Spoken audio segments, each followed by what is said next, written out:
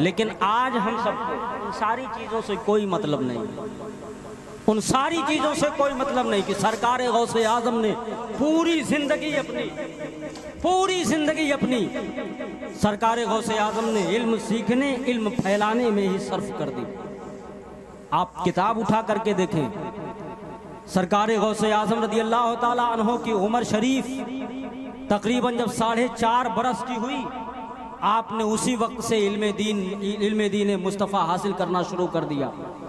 اور جب 18 سال کی عمر ہوئی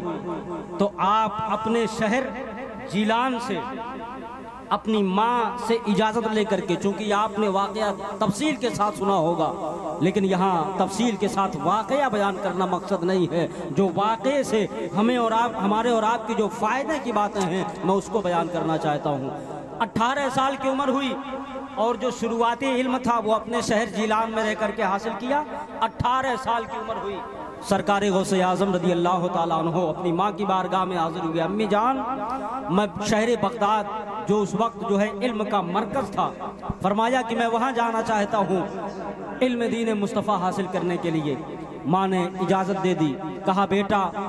تجھ کو اپنی نگاہوں سے دور کرنے کا من تو نہیں کر رہا ہے، دل تو نہیں کر رہا ہے، لیکن علم دین مصطفیٰ کی بات ہے تو میں تیری جدائی گوارا کر سکتی ہوں، لیکن علم دین مصطفیٰ سے تیری جدائی گوارا نہیں کر سکتی، اس لیے میں تجھے اجازت دے رہی ہوں۔ ماں سے اجازت پانے کے بعد حضرت سرکار غوث اعظم رضی اللہ تعالیٰ عنہ اپنی ماں سے اجازت لینے کے بعد جانے لگے۔ چلتے وقت ماں نے آپ کے جو ہے کرتا شریف میں 40 اشرفیاں سل دی اور ایک نصیحت فرمائی، کہا بیٹا کسی بھی حال میں رہنا، کتنی ہی پریشانی کیوں نہ آ جائے، کتنی ہی مصیبتوں کا سامنا کیوں نہ کرنا پڑ جائے، لیکن اپنی زبان سے کبھی جھوٹ مت بولنا، اپنی زبان سے کبھی جھوٹ مت بولنا۔ یہ آپ نے اپنے بیٹے عبدالقادر کو وصیت فرمائی۔ اب سرکار غوث اعظم رضی اللہ تعالیٰ عنہ اپنے گھر سے نکل گئے۔ میں آپ سے پوچھتا ہوں، کیا ہم نے اور آپ نے کبھی اپنے بچوں کو ایسی تعلیم دی؟ کیا ہم نے اور آپ نے اپنے بچوں کو کبھی ایسی تعلیم دی کہ بیٹا کسی بھی حال میں رہنا، 2-4 دن بھوکے رہنا پڑے رہ جانا، لیکن اپنی زبان سے جھوٹ مت بولنا؟ کبھی ایسی تعلیم دی؟ ہرگز نہیں دی۔ اور تو بیٹا اگر آ کر کے کوئی اگر غلط کام کر کے ہمارا چھوٹا سا بیٹا ہمارے پاس چلا ہے، کوئی غلطی کر کے اگر پاس چلا ہے، اگر آنے کے بعد ہم اس سے پوچھیں بیٹا کیا ہوا، اگر وہ جھوٹ بول دے تو ہم کو بڑا اچھا لگتا ہے، ہم ہنستے ہیں، بڑا اچھا لگتا ہے، یار دیکھو آج ہم کو کس طرح بیوقوف بنا رہا ہے، ہمارے سامنے آ کر کے جھوٹ بول رہا ہے۔ میں کہتا ہوں اسی غلطی پر، اسی جھوٹ پر اگر ہم نے ایک تماچا اپنے بیٹے کو مار دیا ہوتا تو شاید اس کے جو ہے دماغ میں آپ کا وہ ایک تماچا مار دینا بیٹھ جاتا، پھر پوری زندگی جو ہے وہ جھوٹ بولنے کی ہمت نہیں کرتا، لیکن ہنس کر کے جو اس کی حوصلہ افزائی تو نے کی ہے، آج چھوٹی سی غلطی کرنے کے لیے وہ تیرے سامنے جھوٹ بول رہا ہے، کل جو ہے بڑی بڑی غلطیاں کر کے آئے گا، پھر وہ تیرے سامنے جھوٹ بولے گا، پھر یاد رکھنا وہ سارا وبال اس کے گناہ کا، اس کی غلطی کا، اس کے خطا کا، وہ سارا وبال تمہارے سر پر آئے گا، پھر یاد رکھنا یہاں بھی تمہاری پکڑ ہوگی اور آخرت میں جاؤ گے تو وہاں بھی جواب۔ زندہ باد۔ اس لیے مسلمانوں اپنے بچوں کو اچھی تعلیم دو، بزرگوں کی سیرت سنو اور اس پر عمل کرنے کی کوشش کرو۔ سرکار غوث اعظم کی والدہ نے فرمایا بیٹا کوئی بھی پریشانی آ جائے لیکن جھوٹ مت بولنا۔ آگے چلے،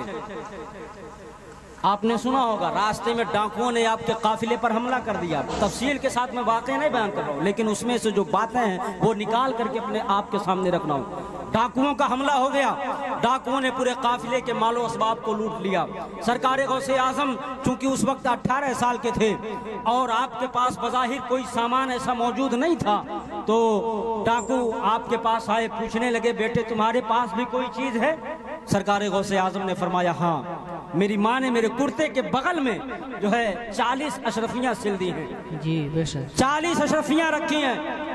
ڈاکو کہنے لگے اگر اشرفیاں ہیں نکال کر کے دو۔ سرکار غوث اعظم نے نکال کر کے ساری اشرفیاں دے دی۔ اس کے بعد وہ لے جا کر کے ڈاکوؤں کا جو سردار تھا، ڈاکوؤں نے لے جا کر کے اپنے سردار کے پاس دیا اور بتایا ایسا معاملہ ہے، ہم لوگ نہیں جان رہے تھے کہ بچے کے پاس کیا ہے، لیکن اس نے خود بتا دیا کہ میرے پاس 40 اشرفیاں ہیں۔ डाकुओं का सरदार बड़ा मुतासिर हुआ। उसने कहा कि उस बच्चे को बुला करके ले आओ। सरकार गौसे आजम को डाकुओं के सरदार के पास लाया गया। डाकुओं का सरदार कहने लगा, आप चाहते तो आपकी ये 40 अशरफियां बच जाती, आप चाहते तो ये आपकी अशरफियां महफूज रह जाती, लेकिन आपने जो है वो क्यों बता दिया कि मेरे पास 40 अशरफियां हैं, जबकि हम में से किसी को नहीं मालूम था कि आपके पास कितना पैसा कितनी दौलत है। आपने खुद बताया है, आखिर आपने ऐसा क्यों किया, आपने ये मामला क्यों हमारे साथ इख्तियार किया? तो सरकार गौसे आजम रज़ी अल्लाह ताला अन्हो का जवाब सुनो। सरकार गौसे आजम इरशाद फरमाते हैं, सुनो तो सही, जब मैं अपने घर से निकल रहा था, मेरी माँ ने मुझको एक वसीयत फरमाई थी, मुझको एक नसीहत फरमाई थी। फरमाया था, बेटा अब्दुल कादिर, तुम्हारे ऊपर कोई भी मुसीबत आ जाए, परेशानी आ जाए, वो सारी परेशानियां झेल जाना, लेकिन कभी अपनी जबान से झूठ मत बोलना। मैं अपने माँ से जो वादा करके घर से निकला हूँ, उस वादे को नहीं तोड़ सकता। भूखा रह जाऊंगा मंजूर है, प्यासा रह जाऊंगा मंजूर है, खल्लाशी और मुफलिसी की जिंदगी गुजार लूंगा वो मंजूर है, लेकिन अपने माँ से किया हुआ वादा मैं तोड़ नहीं सकता। जो माँ से वादा करके आया हूँ, उसको कायम करने के लिए, उसको बरकरार रखने के लिए मैंने तुमसे झूठ नहीं बोला, बल्कि सच्चाई बता करके अपनी सारी अशरफियां तुम्हारे हवाले कर दिया। हज़रात गिरामी, जब इतना सुना उन डाकुओं ने, तो डाकुओं का सरदार कहने लगा, यार आपने अपनी माँ से एक वादा किया और उस वादे को निभाने के लिए अपनी सारी दौलत हमारे हवाले कर दी, आपने अपना सारा माल हमारे हवाले कर दिया, और हम अल्लाह की बारगाह में रोज तौबा करते हैं चोरी नहीं करेंगे, रोज तौबा करते हैं डाका नहीं डालेंगे, रोज तौबा करते हैं कोई बुरा काम नहीं करेंगे, लेकिन हम अल्लाह से तौबा करने के बाद फिर जो है तौबा उस वादे को तोड़ करके हम इसी रास्ते पर चले आते हैं। आपसे हमको ये सबक मिल गया कि आपने अपनी माँ से किया हुआ वादा इतनी बेहतरीन तरीके से निभाया है, हमें अपने रब से किया हुआ वादे का ख्याल आ गया है, इसलिए अपना हाथ आगे बढ़ाइए और हमको तौबा कराइए। हम आज के बाद जो है ना चोरी करेंगे, ना डकैती डालेंगे, ना ही कोई बुरा काम अंजाम देने की कोशिश करेंगे। जी जी बेशक लाजवाब। हज़रात गिरामी, सरकार गौसे आजम रज़ी अल्लाह ताला अन्हो के हाथ पर उन डाकुओं ने तौबा किया, सारे लोगों ने तौबा कर लिया। खुद सरकार गौसे आजम फरमाते हैं कि मेरे हाथ पर सबसे पहले तौबा करने वालों की जमात उन्हीं डाकुओं की थी, सबसे पहले तौबा करने वालों की जमात उन्हीं डाकुओं की थी। इससे पता क्या चला कि जब तक हमारी जबान महफूज थी, जब तक हम जो है झूठ अपनी जबान से नहीं बोल रहे थे, जब तक हमारी जबान झूठ से, गाली से, चुगलियों से महफूज थी, तब तक लोग इस्लाम से मुतासिर होकर के इस्लाम का कलमा पढ़ रहे थे, तब तक लोग जो है इस्लाम के दामन में आकर के पनाह ले रहे थे। लेकिन जब से हमारी जबानें गंदी हो गई हैं, हमने झूठ को अपनी जबान पर लाना शुरू किया है, लोगों की चुगलियां करना शुरू कर दी है, जबान से बेहयाई और बुराई बकना शुरू किया है, तब से लोग इस्लाम से मुतनफिर हो रहे हैं, लोग इस्लाम से मुतनफिर हो रहे हैं, मुसलमानों से दूर हो रहे हैं। इसलिए मुसलमानों, अगर चाहते हो कि जिंदगी में हम सबका बोलबाला हो जाए, फिर से वही वक्त लौट आए, तो सुनो, अपने बुजुर्गों के किरदार पर अमल पैरा हो जाओ, उनकी सीरत को अपना लो, इंशाअल्लाह तबारक व तआला यहाँ भी हमारे फतह का झंडा बुलंद होता हुआ नजर आएगा और मैदान महशर में भी इंशाअल्लाह कामयाब होगा।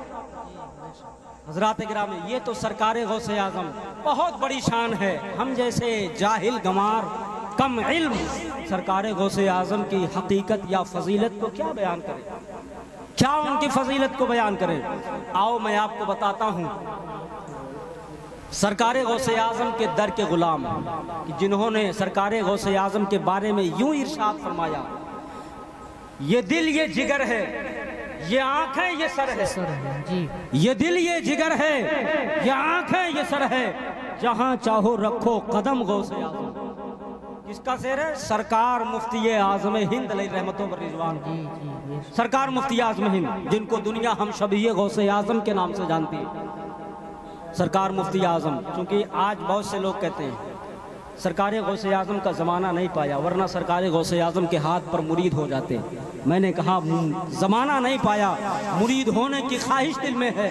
अपने सर को गौसे आजम का नाम लेकर के झुका दो और बारगाह में अरीज़ा पेश कर दो, ऐ गौसे आजम मैं भी आपका मुरीद हूँ, میں بھی آپ کا مرید ہوں، انشاءاللہ وہ ضرور ہم کو اپنے مریدوں میں داخل فرما لیں گے اور اپنی غلامی میں جگہ عطا فرما دیں گے۔ اس لیے مسلمانوں، اس لیے کہ اگر پھر میدان محشر میں جب فرشتہ کوئی پکڑے گا، سرکار غوث اعظم اس کو روکتے ہوئے کہیں گے تم کو معلوم نہیں ہے یہ میرا غلام ہے، یہ میرا مرید ہے، کہاں اس کو لے کر کے جا رہے ہو؟ فرشتے عرض کریں گے اے غوث اعظم، اے عبد القادر، یہ تو آپ سے مرید نہیں ہوا تھا، آپ کے سلسلے میں کسی مشائخ سے مرید نہیں ہوا تھا، پھر یہ کیسے آپ کا مرید ہو گیا؟ سرکار غوث پاک ارشاد فرمائیں گے فرشتوں تم کو پتہ نہیں ہے، ارے یہ اس کو زمانہ جو ہے نہیں مل پایا، یا اس کو وقت نہیں مل پایا کہ میرے سلسلے میں مرید ہو جائے، لیکن اس نے دل میں یہ ارادہ اور تمنا بنا لیا تھا کہ میں بھی غوث اعظم کا مرید ہوں۔ جب اس نے کہہ دیا کہ میں بھی غوث اعظم کا مرید ہوں، میں نے اس کو اپنی غلامی میں قبول فرما لیا۔ حضرات گرامی، سرکار مفتی اعظم ہند علیہ رحمت و رضوان بریلی شریف کی سرزمین پر سرکار مفتی اعظم ہند علیہ رحمت و رضوان، چونکہ آپ کو ہم شبیہ غوث اعظم کہا جاتا ہے، ایک مرتبہ کچھ لوگ جو ہے مرید ہونے کے لیے حاضر ہوئے، آپ نے بیعت کرنا شروع کیا۔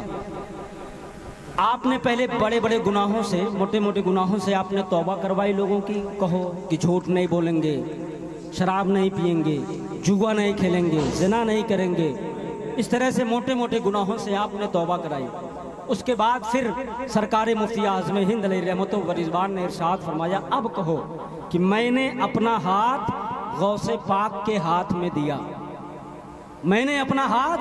غوث پاک کے ہاتھ میں دیا۔ اتنا جب سنا تو جو لوگ مرید ہو رہے تھے انہی میں سے ایک شخص کھڑا ہو گیا، کہا مفتی اعظم ذرا ٹھہر جائیے، ابھی آپ نے کہا ہے کہ میں جھوٹ نہیں بولوں گا، جھوٹ سے بچوں گا، اور پھر آپ مجھ سے جھوٹ بلوا رہے ہیں کہ میں نے اپنا ہاتھ غوث اعظم کے ہاتھ میں دیا۔ میں نے تو اپنا ہاتھ آپ کے ہاتھ میں دیا ہے، یہاں کہاں غوث اعظم بیٹھے ہوئے ہیں، کہاں ہم سب کا ہاتھ غوث اعظم کے ہاتھ میں ہے، ہم سب کا ہاتھ تو آپ کے ہاتھ میں ہے۔ اتنا سننا تھا، سرکار مفتی اعظم ہند علیہ رحمت و رضوان کو جلال آیا، آپ نے محبوبیت کی قوت استعمال فرمائی، آپ کے کندھے پر جو چادر پڑی تھی آپ نے وہ چادر اٹھائی ہے اور اس مرید کے سر پر ڈال دیا ہے، تو مرید دیکھتا کیا ہے، واقعی میں ہم سب بغداد محلہ میں بیٹھے ہوئے ہیں، سامنے غوث اعظم بیٹھے ہوئے ہیں اور ہمارا ہاتھ واقعی میں غوث اعظم کے ہاتھ میں ہے۔ اس نے سر سے چادر کو ہٹایا، سرکار مفتی اعظم کے قدموں میں جھک گیا، قدموں کو پکڑ کر کے عرض کرنے لگا اے مفتی اعظم اب بات سمجھ میں آ گئی، ارے جب ان کے گدا بھر دیتے ہیں شاہان زمانہ کی جھولی، یہ شان ہے ان کے غلاموں کی، تو سرکار کا عالم کیا؟ نعرہ تکبیر، نعرہ تکبیر، نعرہ رسالت، نعرہ رسالت، مسلک اعلی حضرت، نعرہ تکبیر، نعرہ رسالت۔ اس لیے مسلمانوں یہ اللہ کے ولیوں کی شان ہے۔ میں نے کہا نا سرکار غوث پاک کا مقام و مرتبہ بہت بلند بالا ہے، جنہوں نے سرکار غوث اعظم کے قدم مبارک کو اپنی گردن، اپنے سر، اپنے آنکھوں، اپنے دل اور جگر پر رکھنے کے لیے کہا، ان لوگوں کا یہ مقام و مرتبہ ہے۔ سرکار غوث اعظم کے مقام و مرتبہ کو کون بیان کر سکتا؟ اس لیے مسلمانوں آج ہم سب کو چاہیے کہ اپنے بزرگوں سے اپنے دل کا رشتہ مضبوط رکھیں اور ان کے دامن سے وابستہ رہیں، تاکہ اللہ تبارک و تعالیٰ ان کے فیض و برکات سے ہم سب کو مالا مال کرتا رہے، اور ان کی سیرتوں کو پڑھیں تاکہ ان کی سیرتوں پر عمل کر کے ہم اپنی زندگی کو سنوارنے کی کوشش کریں، اپنی زندگی کو روشن اور منور بنانے کی کوشش کریں۔ انشاءاللہ جب انہی کی سیرت پر عمل پیرا ہو کر کے ہم اور آپ اس دنیا سے رخصت ہوں گے تو بریلی کے تاجدار کی زبان میں یہ آواز آئے گی، لحد میں عشق رخے شہ کا داغ لے کے چلے، اندھیری رات سنی تھی چراغ لے کے چلے، تیرے غلاموں کا نقش قدم ہے راہ خدا، وہ کیا بہک سکے جو یہ سراغ لے کے چلے۔